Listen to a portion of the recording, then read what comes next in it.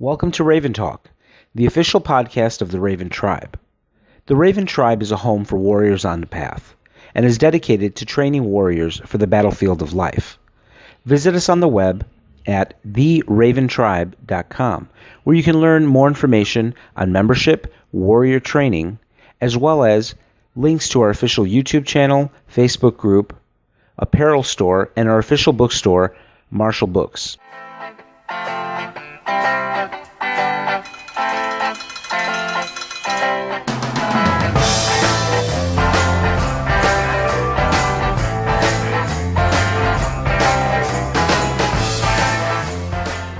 Welcome back, Tribe. We're here today with special guest Kenpo Joe Rebelo, and today we're going to be exploring the knife work of Kenpo Karate. Joe, how are you doing today? Doing great, sir. Good to have you. Thank you for having me back on your show. I greatly appreciate it. Oh, no, happy to have you back. Last time we spoke, we knew there was a lot more to speak to you about, so we're glad that we got you out and back on the show. So, Joe, we covered this very briefly in one of our previous microcasts with Master Dennis Wright regarding his application of Kenpo to knife work specifically. And I wanted to get your thoughts on, the history of knife work in Kenpo, what's taught, what's not taught, what maybe some misconceptions are regarding knife work, and just, a brief overview, especially since you have a lot of training in other weapon systems. I'd like to get your thoughts on, a little bit of compare and contrast as well. Sure, certainly. Well, first of all, weapons in Kenpo are not normally taught. And if you look in the early incarnations of Kenpo, the only time that we utilize the weapon is in defense of ourselves. So you'll see club defenses, knife defenses, gun defenses. Certain styles of Kenpo even teach defenses against baseball bats. But the key ingredient is it was mainly taught in defense of that particular weapon. Now, many weapon systems have a classic phrase. In order to really learn how to defend yourself, you should learn how to use that weapon. That way you have greater insight into that. So basically what would happen is many Kenpo systems would take weapons forms from Chinese, Okinawan, and Filipino martial arts, as well as Japanese martial arts as well, and they would learn those particular forms from those particular systems, and then they would apply them in a Kenpo format. Again, you hear the classic phrase that a weapon is nothing more than an extension of your body. And, within Kenpo, there are many techniques that we can utilize, and specifically regarding the knife. And again, the key ingredient is whether you hold it in extended position, contracted position, foil grip, etc. There are numerous grips and positions you can utilize. But the key ingredient is taking those particular knives or blades and being to apply them in the overall context of your Kenpo technique. And that's really kind of what was addressed in the mini podcast you did with the other gentleman. What I wanted to address is, again, many people know me as an American Kenpo practitioner, and having worked with Mr. Parker from 1983 till his death in 1990. And he knew I was a weapons fanatic, and especially a knife fanatic when it came to weapons. So I really picked his brain regarding the knife work. Now, a couple things I want to address. First of all, originally the double knife form, originally known as Form 7, until the creation of the double club form in the late 1980s, mid to late 1980s, was not normally taught to the majority of American Kenpo practitioners.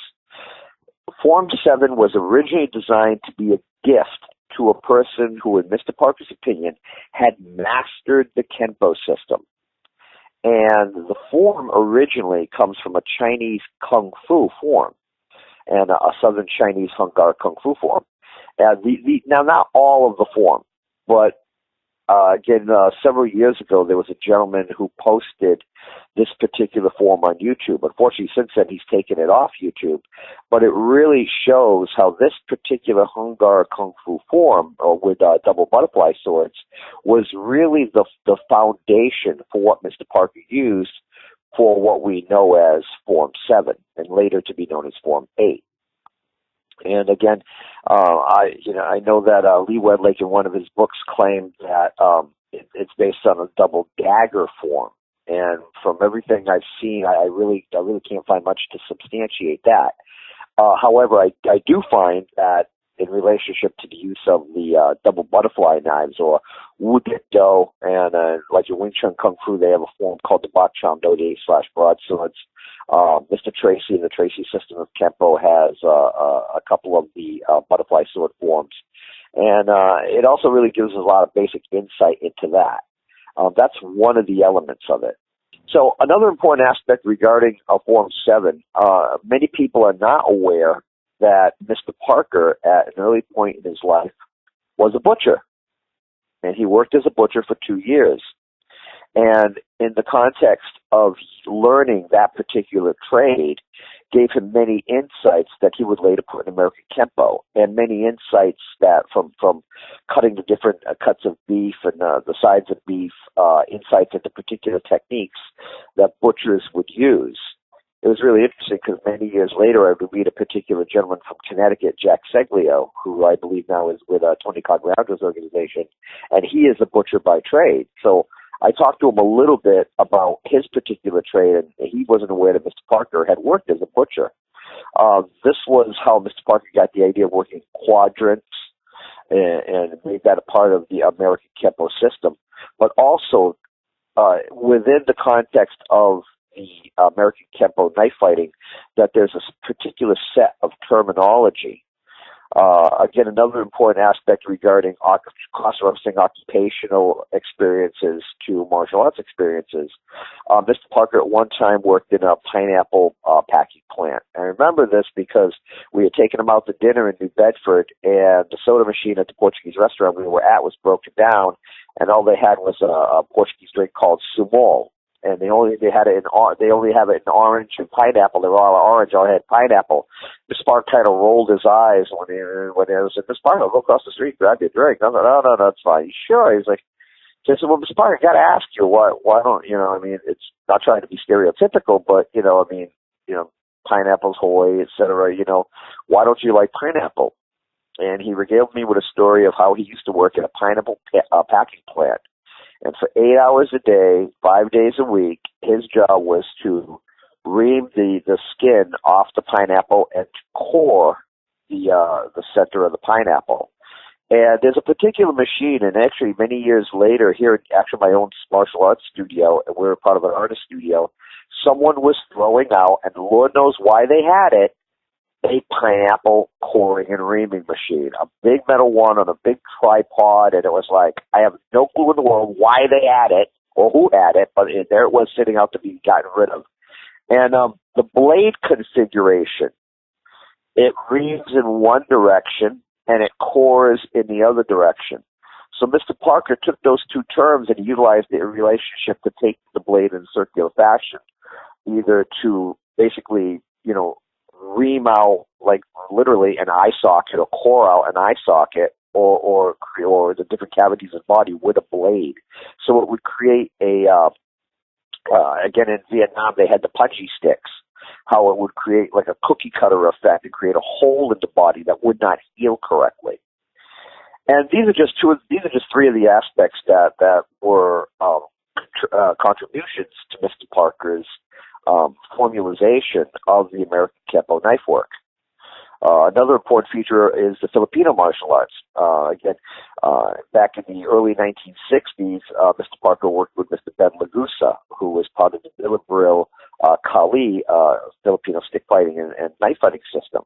And he got great insights from him regarding the way the Filipinos approached the use of the blade arts.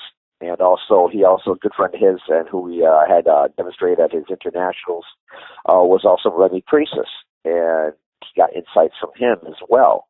And there were many people that, matter of fact, it was those experiences that, especially with Ben Lagusa, that really had Mr. Parker inspire Dan Inosanto to go back and explore the Filipino stick fighting arts and Filipino martial arts in general. And Dan gives credit to Mr. Parker for that.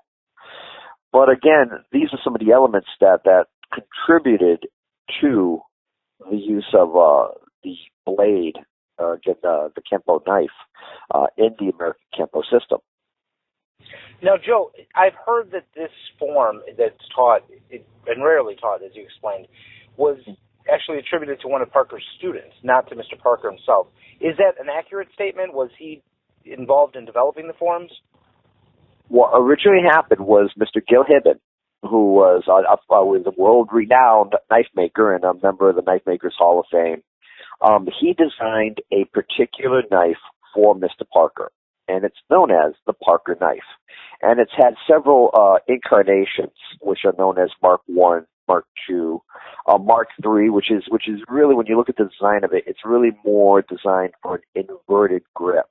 But if you look at Gil's work, it's very buoy-based, meaning it's got a wide cross guard. The pommel is actually based on Chinese broadswords, and at one point he made it concave, and there's certain actions we can use, like we talked about coring and reaming, that are concave, where we actually use the pommel to core and ream and slice the eyelids. And, so Gil was the person who originally put together the Parker knife, and he designed a set based on the use of double butterfly swords, which he admits, and that was his foundation for doing his set. But the form was an elaboration off that, meaning that the theories and concepts that Gil went over really excited Mr. Parker, and then he expounded and expanded upon them. And again, his format for the form, and like I said, I've actually seen the actual form that Mr. Parker based Long 7 and now Long 8 off of on video.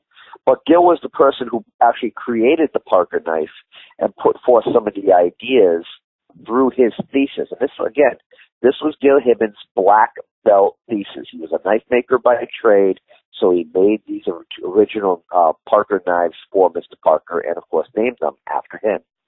But the form itself is much more than what Gil originally designed, and Mr. Hibben agrees with that and mentions that as well. Now, Joe, the Kenpo knife form that Mr. Parker developed, I've seen, obviously, a lot of people have seen Kenpo empty-handed work, and it's taught, in sequential order. There's certain movements that are, chained together, and you have your technique. Is the knife work taught in that manner as well? Yes, it has several elements to it. First of all, some people erroneously say, well, it's nothing more than finger set with knives. And again, the use of the knives in the context of the empty hand form that we have in American Kenpo, known as finger set 1, has many of those elements in it. But the key ingredient now is expanding and expounding upon the use of the blade, the use of the knife, and again, specifically the use of the Parker knife. And I want to clarify that. A lot of people, you could do the form with other blades, but it's made for the Parker knife. Like you could do a butterfly knife form with a single-edged knife or a double-edged knife, but it's made for a particular weapon. So, I want to clarify that, again, this particular form is designed to be used with the Parker knife. And, again, the reason why is because there are several elements utilizing the use of a thick cross guard to utilize as a brace, to utilize as a trap, a pitting element, like the prongs of an Okinawan sai or a Japanese jute. That's designed to trap something, whether, with the jute to trap a sword blade or the sai to trap a bow or a katana or what have you. The key ingredient is that's one of the important features of it. I see a lot of people do it with other blades, and with all due respect, there are 2 videos that have been placed out there. Originally, Mohammed Tabatabai through Panther Productions put out a video on it. But if you watch what he's using a pair of wooden tanto. And like I said, a lot of the important ingredients and the subtleties of the form are lost because you don't have that cross guard, especially in relationship to application. It's a very important feature to have that cross guard. Again, I was very fortunate and blessed that I was in California around the holidays several years ago and had visited Larry Tatum and had interviewed him for my show. Unfortunately, there was something wrong with the camcorder, and the audio was garbled, and I had no idea until I got back to Massachusetts. But I was very fortunate because he literally had just released 2 instructional videos on the double knife form, and I was one of the first, if not the first person, to actually get a set of those videos. And consider myself very fortunate for that, and very, very thankful that Mr. Tatum released those out to the general public. I know that there was a book written by Mr. Parker in association with Skip Hancock called Speak with a Knife. And Ed Parker Jr. actually did many of the illustrations for the book. Mrs. Parker, being a very religious person, seeing the graphic nature of the book, decided not to release Speak with a Knife. However, I've been very blessed that Mr. Hancock, when he was brought in for a seminar with Mr. Leo Lacert in Bedford, Massachusetts, literally had the book on his laptop and allowed me to read it and read a portion of it. I was very fortunate for that. I've always wanted to talk to Edmund and see if I could see the actual the actual drawings that he had done for Speak with a Knife. I'm sure they're fascinating. They're like a Grey's Anatomy lesson, it tells me. But again, like I said, it's something where this particular form is far more than just finger set with knives. It teaches you how to utilize the knife in an extended fashion, in a contracted fashion, different ways that you can manipulate the knife from one position to another, using the blade defensively as well as offensively. Skip Hancock has a great phrase. He says the attitude of the knife is always offensive. And I always say there's always a defensive nature to every weapon. Mr. Parker had a wonderful technique, and again, this is the terminology inherent to American Kenpo, specifically for the knife. One of the terms we utilize is tenderizing. And if you've ever seen a butcher, and again, they have different mallets and hammer to tenderize a tough piece of meat. Well, Mr. Parker would utilize the flat of the blade, and this is, again, another cross-reference to the Wu Dip Do or the butterfly knife. And if you've ever watched, I've seen like 4 or 5 different versions of what people claim is the Bat Cham Do form from Wing Chun that are completely different from one another.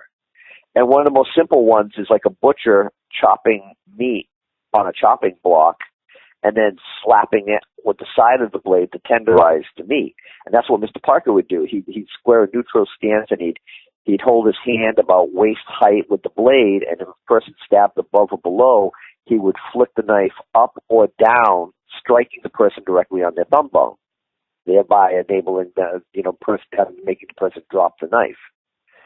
Another term that was utilized was hammering. And this, again, was another throwback to Mr. Parker's training as being a professional butcher. And what he would do, he would insert one knife into the body and utilize that same tenderizing action, slapping downward. But this was done when you wanted to cut a flank of beef, or you wanted to cut a quadrant of the actual side of beef, and you would insert one butcher knife in, and you would take the other butcher knife, and you would slap the spine of the blade with the flat side of the blade, and that would cause a hammering effect, which would cause the blade to slice and slit down that particular quadrant of the side of beef. You can just imagine sticking someone in the abdomen and then taking the other blade and slapping the side of it, slitting the person's abdomen straight down vertically. And these are just 2 of the many terms, like we mentioned about coring and reaming, utilizing circular motions with the blade in order to create a cavity within the human body. Terms such as filleting is another one. Again, an important feature about Mr. Parker with the use of the blade is he would cross-reference it from the club to the blade. He'd say in the club, use 3/4 of circle. You need that travel for that circular motion to generate the power for the various strikes in the form. However, because of the sharp blade, instead of taking 3/4 of a circle to get to your point, you take 1/4 circle, where you really fillet up the arm. And Mr. Parker would also feature the importance of the reverse motion of drawing the weapon back. He preferred what we generally call in knife work a Weehawk blade, which meant that there was of course, the single main cutting edge, but there was also a small back edge where you could cut on the way back, on the returning motion. And as Mr. Parker would say, there are 4 major types of motion: forward motion, reverse motion, returning motion, and opposing motion. Well, reverse motion is moving back along that same path in reverse. Returning motion is I may go forward in one direction, but my return path of motion moves along another path. Another important feature that he would recommend regarding the hammering action I mentioned previously is blade to blade, you got it made. And many times, rather than using the hand, he would use the metal blade to compound the cutting action of the other blade, so you would not inadvertently cut yourself or your hand trying to reinforce the action. As opposed to, say, the Chinese broadsword, where many times we use our live hand, as the Filipinos would say, or, again, the opposing hand to push on the blade. You know, I'm half Portuguese, half Puerto Rican. I jokingly say I cut my linguiça with a switchblade. But being Portuguese, we get the classic Portuguese loaf of bread.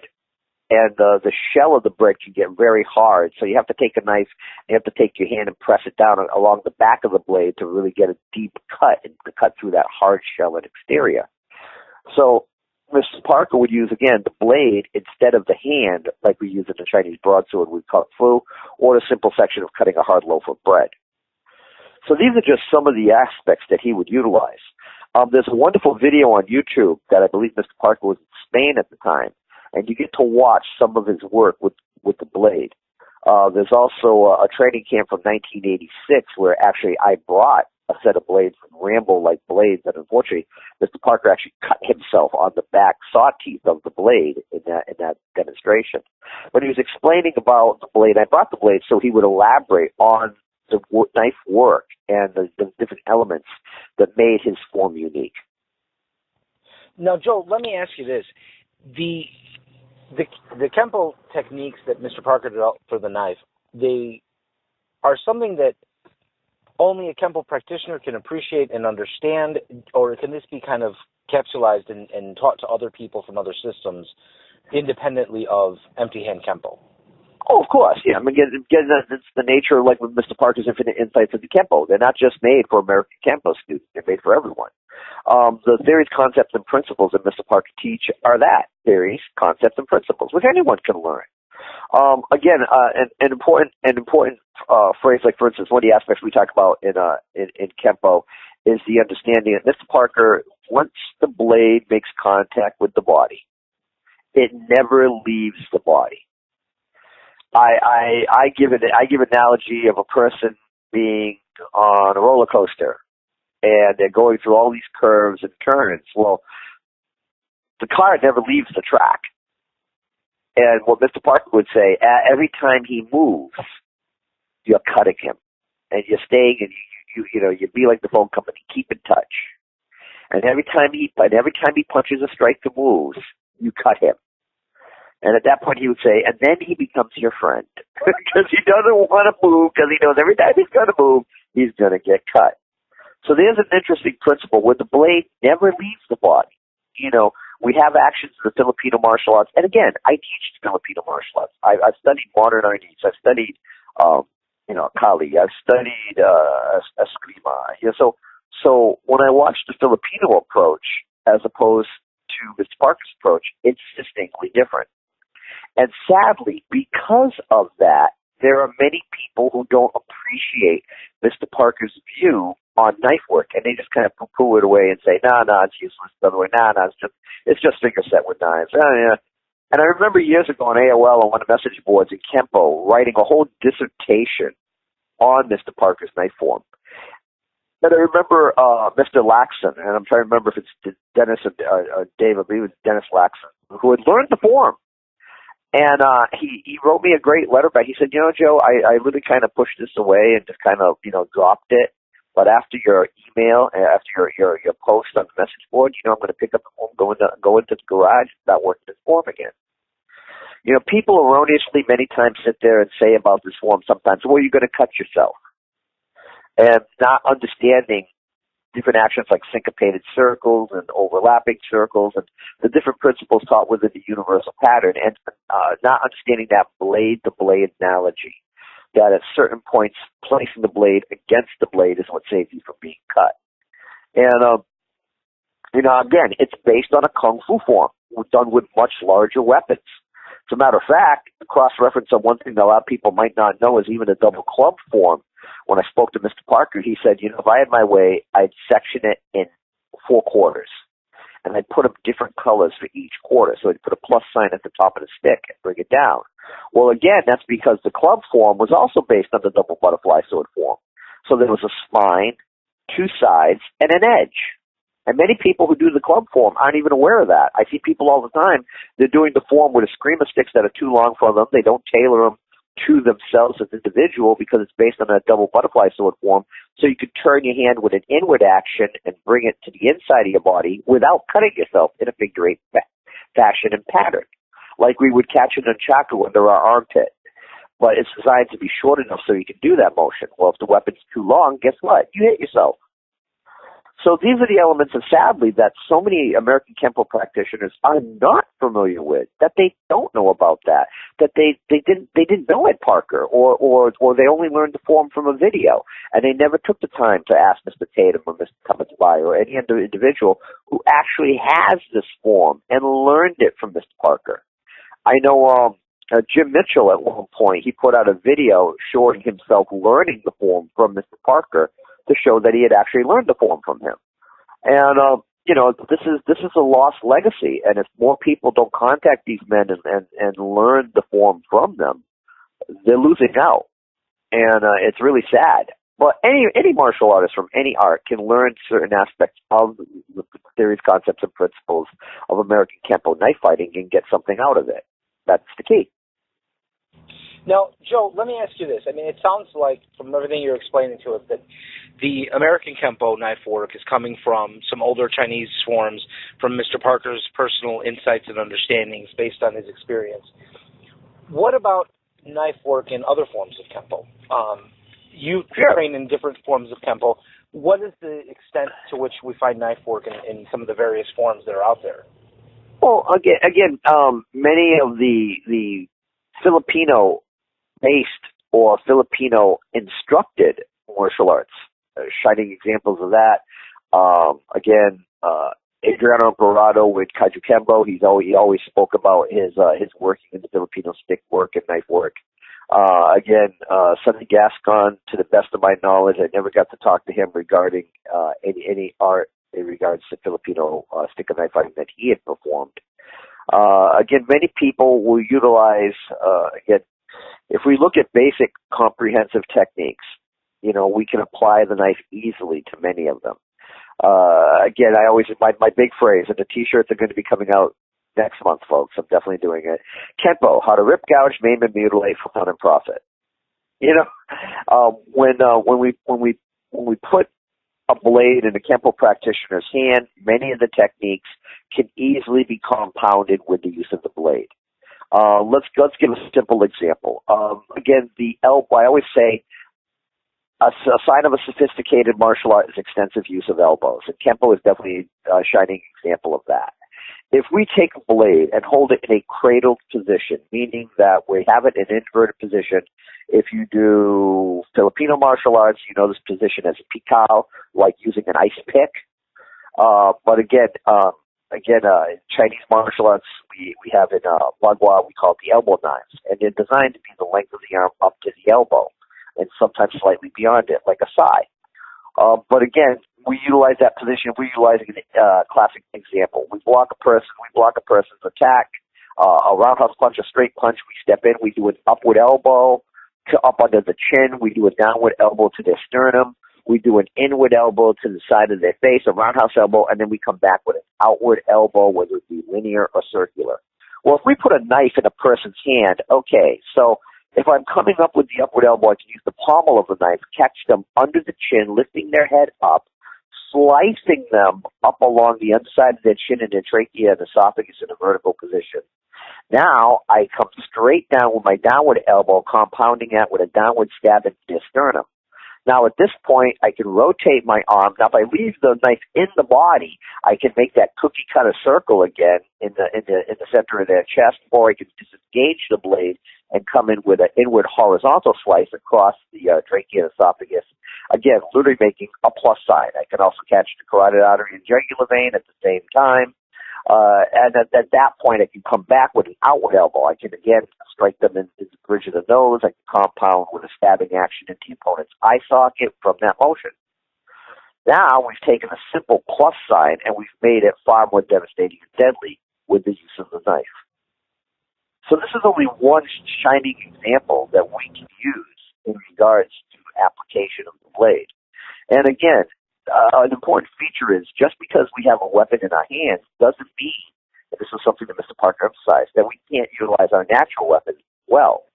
A shining example of that in Kata Zenpo Goshin Jitsu and Shaolin Kenpo, we have a technique known as combination number 2, in which you're squaring off with a person, and again, you can be in a natural stance or the traditional way in a horse stance, and the person shoots a step through straight right hand punch, and I do what's called a box step. Basic Shaolin footwork, I step to the corner of the box, and I bring my other foot to the side of the box, so I'm parallel to that arm. Now I do an inward block, I cock my hand back, I do what's called a back two-knuckle or uppercut up under the person's nose or chin. I then shuffle up with my back foot in a drag step foot maneuver, execute an outward elbow, then I swing my arm around, I catch the person by the ankle and take them down. Well, now if I've got a blade in my hand, if I have it in the extended position, I can chop the limb at the radial nerve or the wrist. I can then punch with the back two-knuckle, still having the blade in my hand, or I could use that blade coming up in an uppercut fashion, slice them under the throat. I then cock my arm across my body. And the original Kata Zenpo technique, we don't even do that. We do what's called a dipping elbow. And that's what I'm doing the video coming up on now. But normally in the Shaolin Kenpo system, I draw my back foot up to meet my front foot, bring my arm across my body, and then do an outward elbow. Well, if I've got my hand that contracted position, I can obviously stab the person right in the chest, then disengage the blade, bring it around and hook it if I'm in a contracted position with the wrist, or in the extended position, I can actually use the actual blade, use the back of the blade, hook the ankle, take the person down, and then literally slice up the inner thigh. And again, if I'm doing the keep in touch principle, I put it on the inner thigh at the inside of the knee, and I literally fillet all the way up along the femoral artery, all the way up to the groin. As you can hear, the technique becomes pretty devastating with the compounding the action with a blade. So this is the things we look at as Kenpo practitioners. We look at our inherent systems. And again, if it's a Chinese-influenced system, then we tend to use Chinese-edged weapons. If it's a Filipino-influenced weapon, we tend to use the Filipino application. If, again, you study Okinawan Kenpo, you can take other weapons that are utilized and compound them by utilizing blade in a similar fashion. Again, the Hawaiians have many different configurations of le mano, or weapons for the hand, utilizing shark teeth. Matter of fact, in my own city here in New Bedford, at Whaling Museum for many years, they had this beautiful curved wooden dagger with shark teeth along it. Can you imagine the use of that as an edged weapon upon the human body? Devastating. Nice. So, Joe, from what I'm hearing then, in other Kenpo systems, it's a little less formulated as, compared to what Mr. Parker did. It's more about looking at the techniques in the vocabulary of the art and just looking for the applications.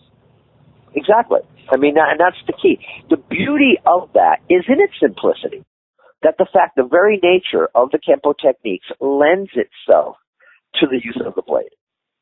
That you can easily do many of the empty hand techniques that you do in your given Kenpo system with a blade. However, you do have to learn the configuration and the nomenclature of those blades to truly appreciate how to compound them into your Kenpo systems. So simply stated, we're not saying that you can't do edged weapons if you do Kenpo. It's quite the opposite. But it's nice to know how the different cultures approached their particular use of weaponry, and specifically the blade arts.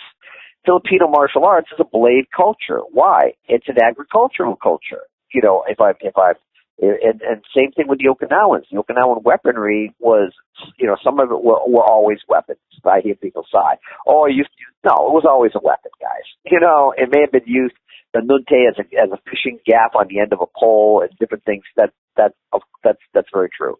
But originally, certain weapons were just designed to be weapons. You know, but in regards to our using a knife, whether we're fishermen or working cutting sugar cane or rattan out in the field, or we're using a concave blade like the rhombit or the karambit or the kama in agriculture, well, guess what? If I'm swinging this weapon 8 hours a day, 5 to 6 days a week in certain alignments and configurations, I'm going to learn how that knife works. I'm going to learn how that edged weapon works. And in regards to it in relationship to Kenpo, that's no exception. Joe, let me ask you this, because I've trained knife work with people from, very different schools of thought, and sparring is something that can sometimes be very polarizing. Some schools I've looked at and worked with, they do no sparring whatsoever. They're either relying on, kata or two-man, routines, and other schools, they base everything that they do around sparring. Does sparring with the blades, blade dueling, play into Kenpo knife work at all? Again, there are established techniques that are taught with it. Again, you don't see a lot of blade sparring. Again, there's a classic phrase we say: "I want to give my opponent 2 chances in a fight, slim and none." I don't want to spar with a knife. I want to kill you. And it's a horrible thing to say, but you know what? It's the classic reality of this. I don't want to be bouncing. I don't want to be bouncing around, fighting another guy with a knife. Now, again, I want to clarify. There's nothing, quote unquote, wrong with that. It teaches you what? It teaches you footwork. It teaches you distance. It teaches you timing. It teaches you target acquisition. As Mr. Parker would say, he didn't believe in lines of motion. He believed in paths of motion. And the knife is no exception. I want to cut along a path, but I don't want to spar somebody with a knife. I want to kill him. I don't want to sit there and play tag with a knife. Other martial arts teach that. Again, I've studied several Filipino martial arts that do it, encourage it. I've done it myself and teach it to people. It's a different animal. I don't want to fight someone with another knife. However, in the form, because again, it's based on a classical the double butterfly knife form, there are techniques where you're learning it against someone else with 2 knives. Why? To teach you how to do it. We talk about the possibility and the plausibility of it. In ancient times, it was far more plausible. Why? Because gunpowder wasn't used for firearms yet. I have a classic phrase I teach: a warrior is skilled in the weapons of his time. It's the 21st century. Learn to use a gun. It doesn't mean that you have to own one. Doesn't mean that you have to have one, but you should learn about it, because if you are attacked, I've been shot at. I've been shot, and as experiences go, they all sucked. None of them. I've been stabbed. I've been slashed. I've been slit with a straight razor on the side of my neck. I've been stabbed in my hand. I've had my fingers cut open. As experiences go, they were not enjoyable. But I survived because I knew how those weapons worked. And because of that, I'm able to speak to you today. So, again, that weapons form, because it's based on a classical form, there are certain techniques that are taught to teach you how to defend yourself against a person with 1 knife or even 2 knives. And again, the nomenclature of the weapon itself is very important in that given form. It's designed to be taught with a Bowie-like knife with a wide cross guard, so you can trap weapons, trap limbs with those particular actions. There's a great section in the form that I really like that really addresses an important thing. There's certain things that we do as human beings in a state of emergency when we don't know any martial arts, and we always see this in films. It's always a prevalent thing. You see it a lot in horror movies, where a person, to save their life, will grab a knife by the blade. Now, we as modern martial artists, I would never do it. I get my fingers cut, and we go through a laundry list of why I wouldn't do it. But you know what? When someone's trying to stab you, and maybe they have stabbed you, or maybe they've stabbed you more than once, a lot of times when you hear a person being stabbed 15, 20, 30 times, and you're like, wow, they were being incredibly vicious. No, the other person was moving. And that's the importance of knife sparring. The person's moving. They're not standing there going, yeah, you could stick me like an inverted porcupine. What the heck? No, they're moving. They got stuck. They didn't like it, and they don't want to. And they definitely don't want it happening again. so their body's moving. They're moving, trying to move away from the knife. And in an act of desperation, they may grab the actual physical blade, stop that knife from stabbing them. Well, Mr. Parker has a couple of techniques where we literally peel the hands off that knife with the other knife. What an ingenious aspect. But again, here's a cross-reference going back to his work in butchering. And it was really interesting because Gil Hibben actually had a couple of knives, and I still remember seeing one knife, and it had a groove along the top part of the crossguard. And I knew instantly what it was for because I knew the form. I was like, wow, somebody put that in for that section of the form. So they could actually lock it along the groove to slide the blade out safely so they wouldn't cut their hand.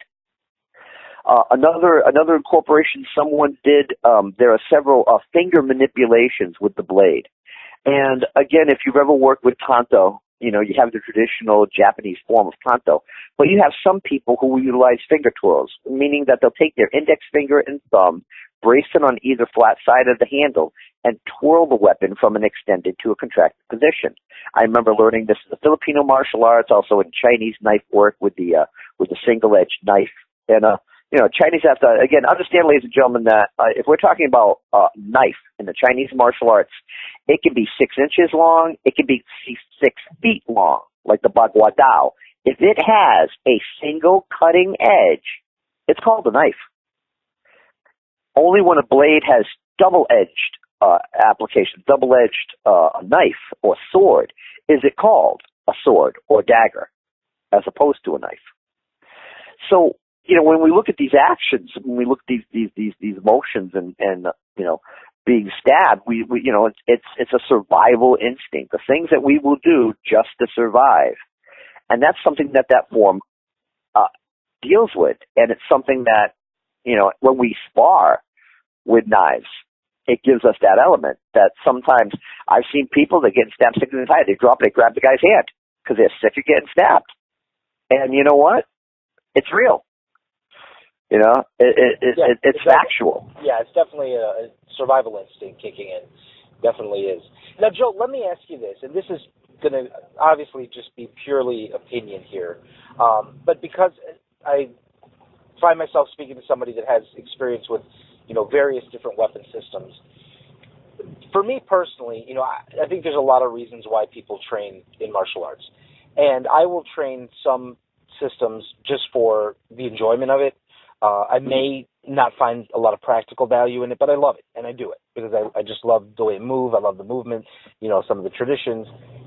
And so I find myself kind of categorizing things into, well, this is fun, well, this is a great history lesson, well, this is what I need if I'm, you know, getting killed. And I wanted to ask you, just from, you know, your own personal opinion, you know, what feels good for Joe, what, of the different knife systems that you've trained, where does the Kenpo knife fall as far as practicality and reliability from your perspective? I mean, where would you place it? Well, again, oh, please, go ahead. Sorry. Oh, no, I was just going to say, where would you place it compared to some of the other, you know, weapons training that you've done? Is it top on your list? Like, if you're getting attacked with a knife, this is what's going to be coming out of you as a response for your defense? Or is it going to be something that's a little bit more theoretical and for fun, and you're going to look at someplace else for something to, you know, for life preservation? I mean, where does it fall for you? Well, in regards, once again, as I prefaced right at the beginning, you know, again, knife work was never top of the Kenpo practitioners list. It just wasn't. Knife defense was, club defense was, gun defense was. You know, and like I said, in order to learn how to defend yourself effectively against the weapon, you should learn how to use it. However, Kenpo itself is not known for its knife work. All the knife work, you know, that I see Kenpo people doing today in American Kenpo, either they're studying the Filipino martial arts or you know, again, whether it be stuff like Tom Sotis' a mock. I knew Tom way back when Tom Sotis was originally a Nick Furio black belt. And matter of fact, he's featured in an article that was done on Nick Furio in one of the magazines years ago and in one of his books as well. And that's how he started. And then he got involved in Filipino martial arts through Kitty Tirson, formulated International Blade Fighters Guild, later a mock. Other people will embrace certain elements of the Chinese. Like as a praying mantis kung fu practitioner, I learned the use of the elbow knife and the double daggers, and learning how to hook and trap like the praying mantis claw, and fillet up the arm and slice it at hook and trap. And so the inverted position for the knives became very important. The extended actions from forms like the double dagger form, which is very, Northern Praying Mantis, man, that system is a weapon fanatic dream. You'll learn anywhere from 18 to 26 up to 50 weapons set in there, and that's in those systems. And so that I get insight out of that. But it's those other arts. I studied through Nindoru, Tanto Jutsu, the importance of the blade, especially for women, female kunoichi female students and practitioners. But it's also not gender, driven just for women. But I find that interesting. I find that fascinating. But by and large, again, these are additions to those given Kenpo systems. They weren't something that were inherently, from the beginning of time, incorporated and included in Kenpo. These were afterthoughts. These were additions from other influences. And that's the whole thing. When people say, I think Mr. Parker, like I said, with the Kenpo knife form and the Kenpo and the knife set. And again, we have to emphasize there is a knife set that you learn as a fundamental set before you learn the form. And that was, again, people, claim it's just knife set with, finger set with knives. And there's a lot of truth in that as far as a motion set, a basic foundation of motion that you, as an American Kenpo practitioner, are already familiar with. But getting back to your main question, again, it's not high on the list. It was incorporated from other sources. But I highly recommend to any Kenpo practitioner, if you're going to truly learn how to defend yourself against blades, you should learn how to use them. It's that simple. Get a warrior skilled in the weapons of his time. And we are a blade culture. I'm going to finish on a sad note. Just yesterday, here in the city of New Bedford, a young 15-year-old boy was stabbed to death over on Chancery Street here in New Bedford. And, here's a young man's life cut short due to a blade. And, this is the harsh realities. We're seeing more and more people get stabbed, slashed, and attacked, and with knives. So you need to learn how to use it. You need to learn how to defend against it, and you need to learn the realities of it. I've had students. I'm going to name a name of this gentleman, Rick Valentino. He actually runs a gym right near my school. He was a student of mine for a short time, and he told me a horrific experience that happened to him in New Bedford at a club called The Main Event. And he showed up, and this person had been stabbed, and either the guy was really skilled or he was just damn lucky. Of course, the other person was very unlucky because he stabbed him with a single stab wound, and he severed the aorta. And here he is with this person on the ground with both his hands over this person's chest and watching the blood pump up from between his fingers every time that man's heart beat. This is the cold, harsh reality that we have to deal with when encountering a knife. We have to learn to deal with a blade. And in order to learn how to deal with a blade, if we learn how it's used, then things become more predictable. I love these knife fighters who keep sitting there and saying, oh, there's no way you can defend yourself against a blade. And I'm like, man, you need to get out more. If you work with a blade enough, things become predictable. And when you make that blade action predictable, you can stop it, you can neutralize it, you grab the blade or the hand wielding it. I hear people all the time, oh, the blade moves so fast you can't see it.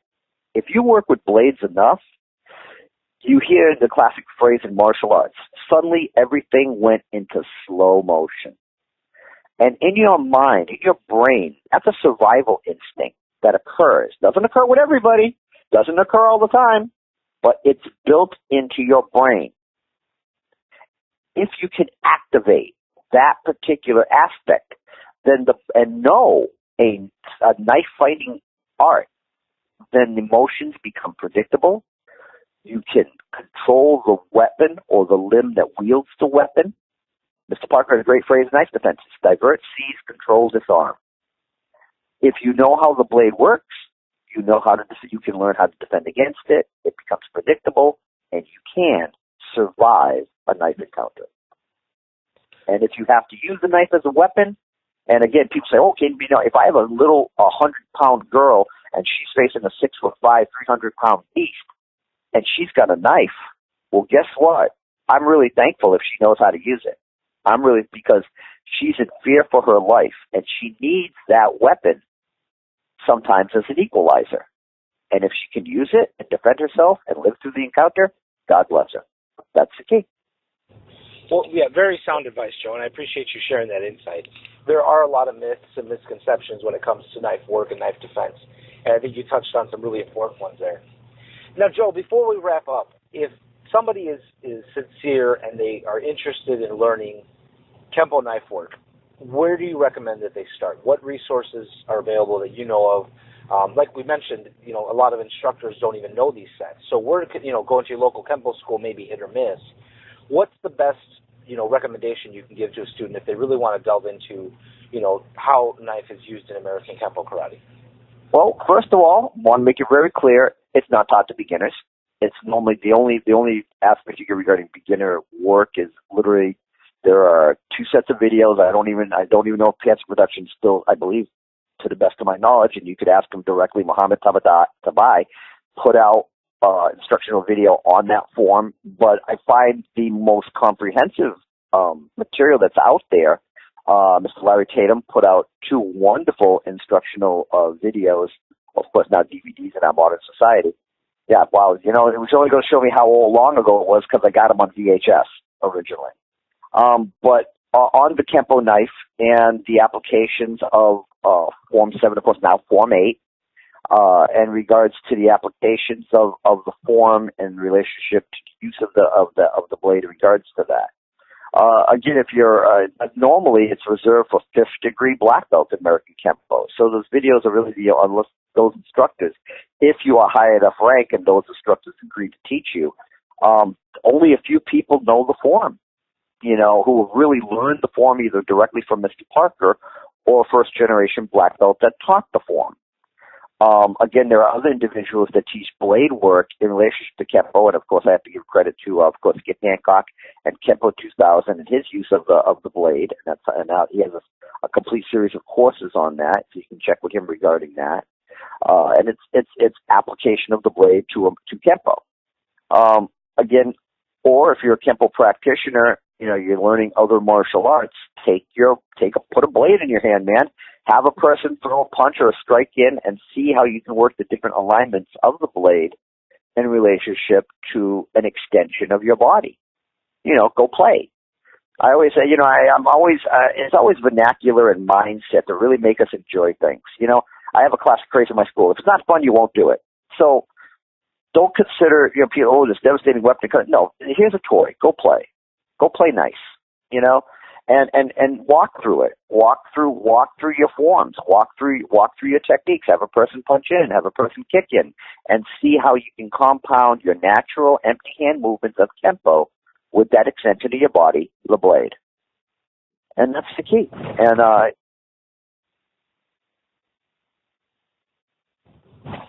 hello? Yes, sir. Oh, okay. Thought we lost you there for a second. Nope, Great. I'm here. Okay. Well, Joe, again, waving to the crowd.